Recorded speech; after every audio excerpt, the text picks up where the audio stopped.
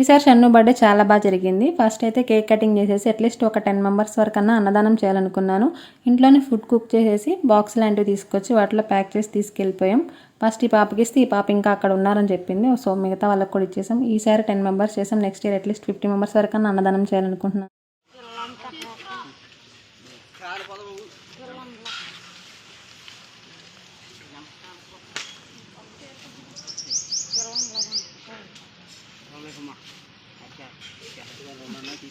బాబుని ఆశీర్వదించండి చాలు.